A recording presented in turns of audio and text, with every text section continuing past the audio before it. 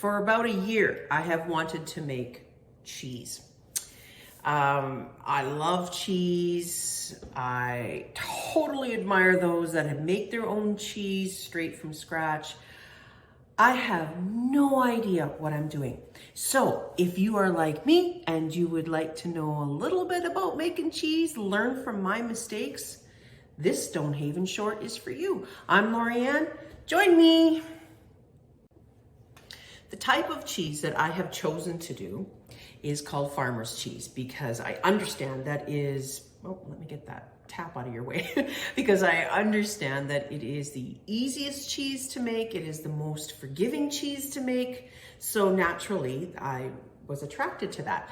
You can also flavor it and you can give it away, you can freeze it. So it sounds quite versatile.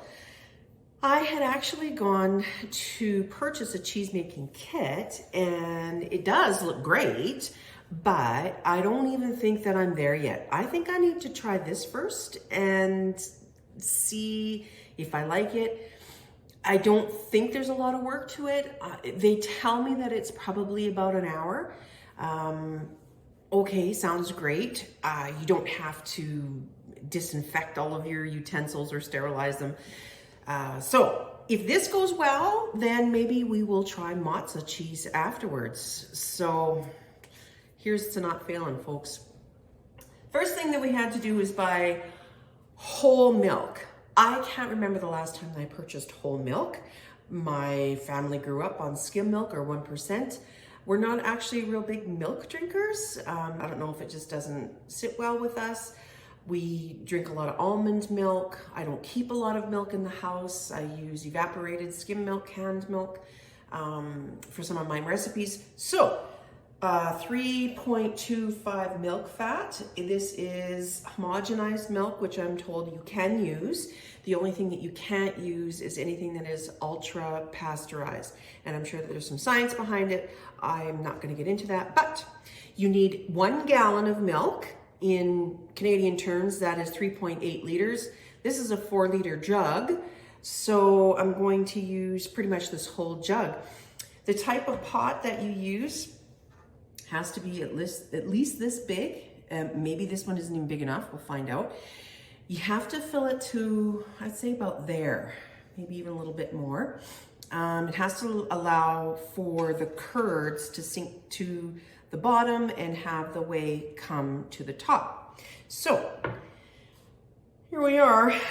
You also want something with a little bit of a thicker bottom because you don't want it to burn. We all know that milk burns very easily.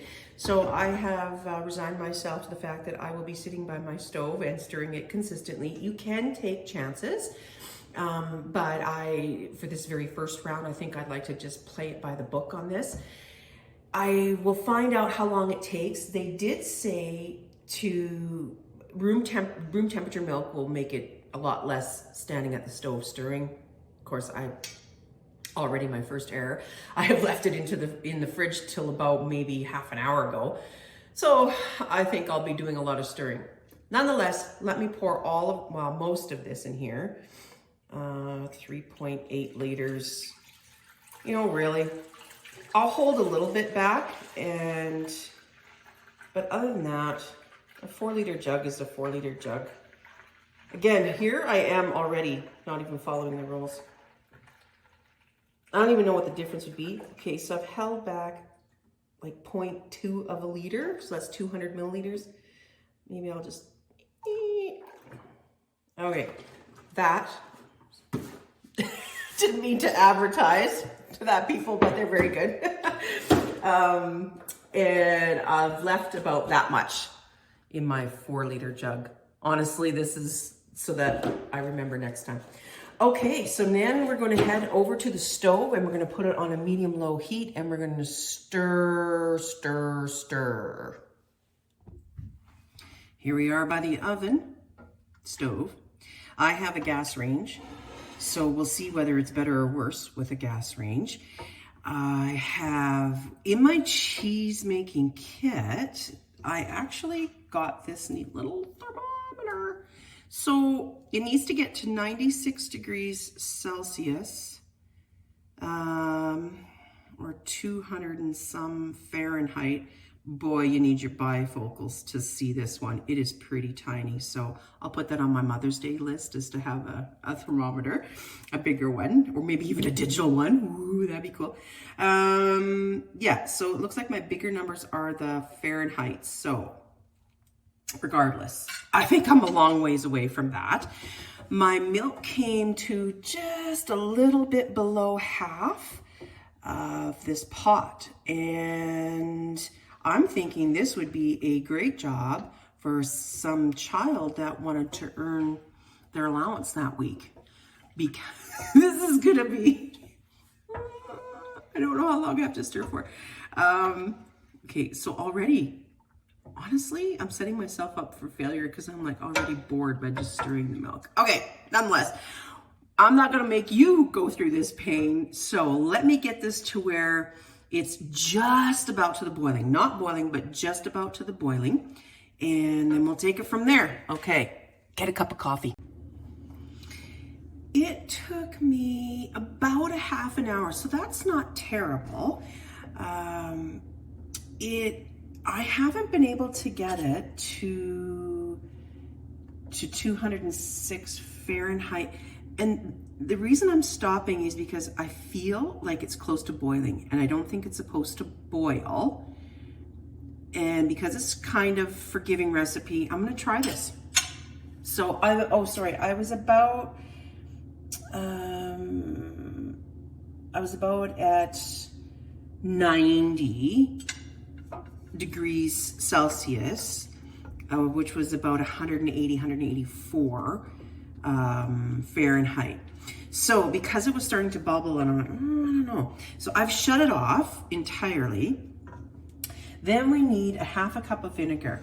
They say that you can use white vinegar, apple cider vinegar, any kind of vinegar. Because you can season it, I would think I would match up the type of vinegar to the type of seasoning that I'm going to use. So let's say if I was going to put in some dried cranberries or something on the sweeter nature, then I would use apple cider. Today I am going to try and flavor it with dill. So and also because it's my first one, I'm just gonna start with a normal white vinegar. When we pour in the vinegar, we want to make sure that it's getting everywhere, to the bottom and to the top. So I'll bring the camera over here in a bit, but what it will do is start to separate the curds from the whey, or make curds, I should say. They say that you want, and I keep saying they say because I've done a lot of research and I really can't quote exactly which one. I've been researching this for a year. But it is quite magical. You want to make sure that you're going up and down to make sure that it's getting right to the bottom. And I'm just pouring it nice and slow here. And it is still on my burner. It is quite warm. It is becoming magical. It's looking like cheese. You're starting to see the curds. And I'm just going to pause so that I can reposition the camera so you can take a look. Here is what it's starting to look like. So you can see where that light yellow part, that's the whey. I'm going to be saving my whey. You can just pour it down if you like, but apparently there's lots of recipes that you can use the whey for. So here we are. It's starting to really curdle up nice. Then I'm going to remove it and put it on a cold spot of my stove and leave it for 10 minutes. So let's check back in 10 minutes and see what this puppy looks like. This is what it looks like. I can hear it dripping down for sure. And we're gonna leave that for, again, at least another 10 minutes just to get all of that whey out of it. We will be pressing it just a wee bit with just our own body weight and doing some twisting of the cloth to get it through. But yeah, let's leave it for 10 minutes. But that's what it looks like, folks. Oh, how exciting. Okay, mine drained a little bit quicker, so I didn't even actually have to do the full 10 minutes. And I'm hoping that you can see here, but that's what we're left with. Now is the time to season. So it's a beautiful texture. It really is. It's not too dry, which was another one of my fears. A tablespoon of salt. I'm choosing Himalayan pink salt. I'm going to sprinkle that all in here. And I am also, like I had mentioned before, going to season this. I want to make a dill. So I just have a little bit of dill. I would say maybe a tablespoon or so, just to see what that looks like. And I did not use it all. Now, what we really want to make sure is that this is mixed all the way around. There's nothing worse than having a big bite of cheese with all salt, no dill, and then the next bite is bland with nothing. So I think that's just the right amount of dill. I don't think I'd put any more in. So I'm gonna guess a half a tablespoon and then go to what you think it looks best. But I think that's a nice color. We're gonna get all of this mixed up quite nicely. Chop it all up, and not to worry, it's not gonna look like fine cottage cheese. We are gonna press it together. Hopefully it'll look good. And then I'm excited as to what to do with the whey afterwards. I understand that it is very high in protein. It's very good. It can be used to put into your smoothies. It can be used in gravies and stews. I make a ton of soup. I love to make soup. So maybe it will find its way into a few of my homemade soups. Now, I guess the other good thing of going with pink Himalayan salt is that you can see if it's been dissolved or not. Like, I'm still seeing a wee bit of pink in there that hasn't quite dissolved yet. So I'm going to give that a quick little mix again.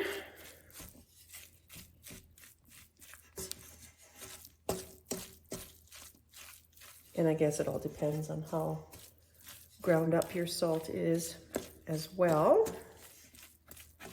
And there will be times that it will get a chance to dissolve as well. Okay, I think that is pretty good. That's just the right amount of dill.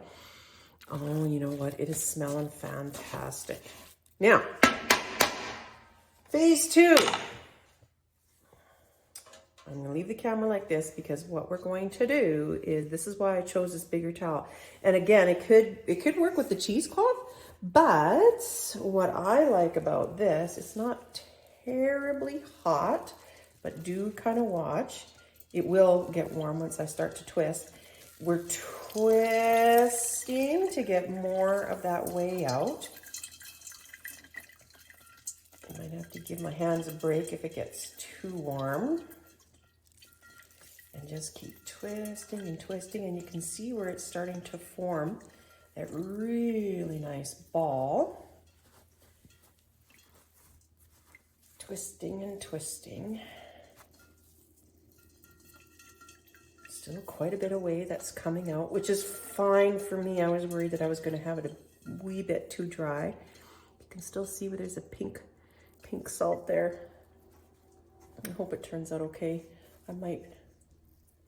I do like salt, not that I should, but I do like it. Okay, now, phase 2, I'm gonna move the camera, hold on.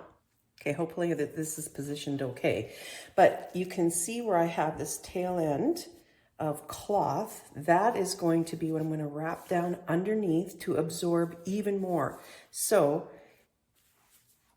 I'm just gonna use my own body pressure on this. Let me see me come down a little bit further here for you. And I might even use big muscles elbow, just to make sure it's nice and squeeze out as much. And you can hear it if it is squeezing. But you know what? It's doing pretty darn good. I'll maybe give it just another squeeze or two into my towel.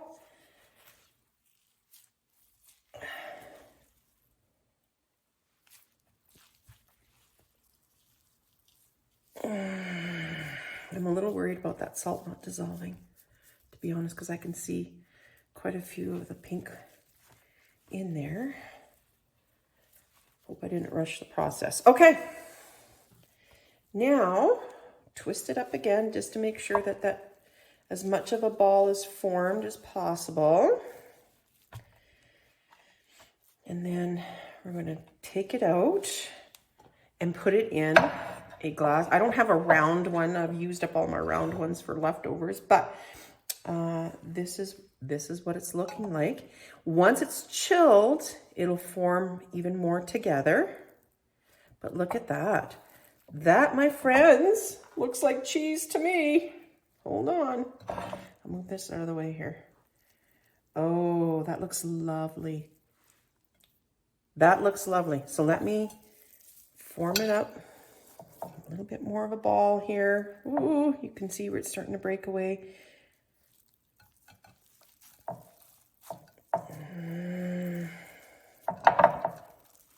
Make sure it's formed properly here. Now I'm a little worried that I have it too dry. Is that why it's, or am I just stressing out for no reason? I don't know. Once it cools, it will. So that is, I mean, that's way too much cheese for just my husband and myself during the week. So what will happen, excuse me, is once that's cooled off, then I will split it into two, maybe even into four, probably into quarters. And then I will wrap it in saran wrap, Ziploc it, put it in the freezer. I am told that it thaws beautifully in the fridge. So to take it out, let's say if you were invited over to someone's house and you wanted to take it as an appetizer, take it out a day or two before and let it thaw in the refrigerator. Get it out of the camera there. And there you have it. People, farmer's cheese. Whoo! I'll let that cool for as long as I can, but man, I tell you, it's looking pretty tasty. Woo, that's exciting. I made cheese. I made cheese. Ooh.